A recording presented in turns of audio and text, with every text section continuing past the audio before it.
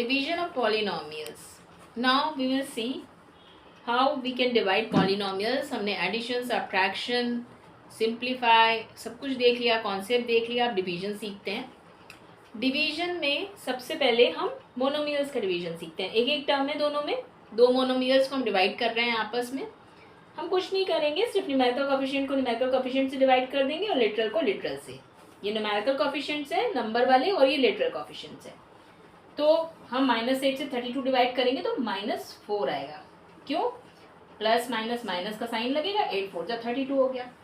बाकी यहाँ पे अगर हम लिटरल कोएफिशिएंट्स को देखें तो इंडिसेस वाले रूल्स के अकॉर्डिंग a की पावर m अपॉन a की पावर n होता है, तो a की पावर m माइनस n होता है. यानी कि पावर्स सब्ट्रैक्ट हो जाएंगी इसमें. तो a क्यूब में से क्या सब्ट्रैक्ट होगा? नीचे 1 है, पावर 1. b क्यूब में से क्या सब्ट्रैक्ट होगा? नीचे पावर 1 है. यहाँ पे कोई कुछ नहीं लिखा है ना नंबर, तो इसका मतलब 1 होता है, 1. तो ये सब्ट्रैक्ट हो जाएगा ऊपर जाके. पावर्स बेसिस सेम होते हैं तो पावर सब्ट्रैक्ट हो जाती है इंडिसेस के रूल्स के हिसाब से. प्रीवियस वीडियोस में मैंने एक्सप्लेन किया हुआ है.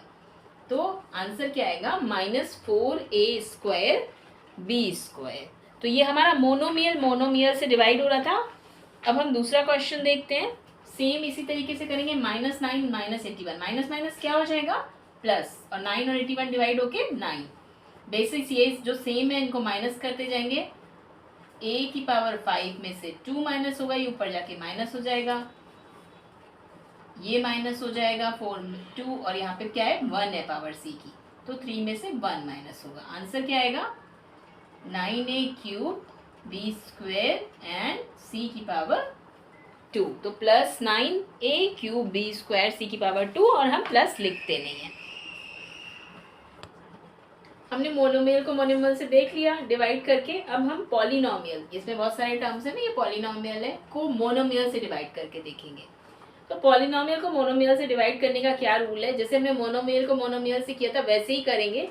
लेकिन अब यहाँ पे ये सिंगल जो टर्म है इससे तीनों टर्म्स डिवाइड होंगे. इसमें कितने टर्म है? 1 term, 2 term, 3 terms. Term plus और माइनस से जुड़े होते हैं.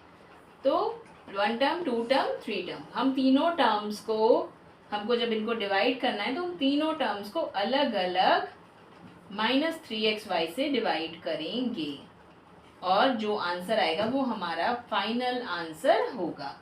तो अगर हमें पॉलिनोमियल को मोनोमियल से करना है तो मोनोमियल से हम इस तरीके से करेंगे कि पॉलिनोमियल का हर एक टर्म हम इससे डिवाइड करेंगे.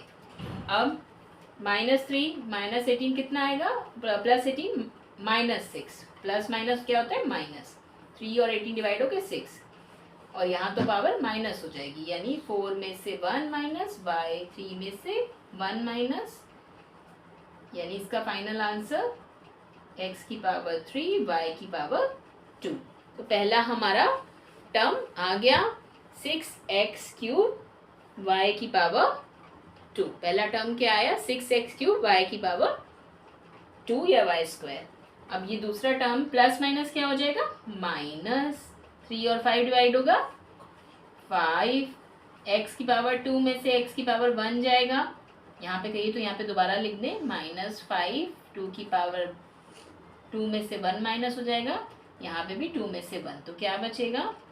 xy. तो दूसरा टर्म क्या आया हमारा? माइनस होके 5xy. तीसरा करते हैं. माइनस माइनस क्या हो जाएगा? प्लस.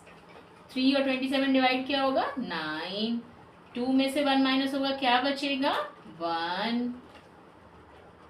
y में से 1 में से y1 माइनस हो जाएगा. दोनों की पावर 1 1 है तो क्या बचेगा? y की पावर 0. किसी भी नंबर की पावर 0, किसी भी टर्म की पावर 0, किसी भी अलजेब्रिक लिटरल कोएफिशिएंट की पावर 0, तो आंसर हमेशा 1 आएगा. तो यहाँ 1 बचेगा जो कि मल्टीप्लाई होके सेम नंबर आ जाएगा, सेम अलजेब्रिक एक्सप्रेशन आ जाएगा. चलिए लिखते हैं इसको. 9x², सॉरी x की पावर 1 लिखने की ज़रूरत नहीं होती, यानी 9x. y 0 बन गया और ये हमारा पॉलिनोमियल था जिसको हमने मोनोमियल से डिवाइड किया.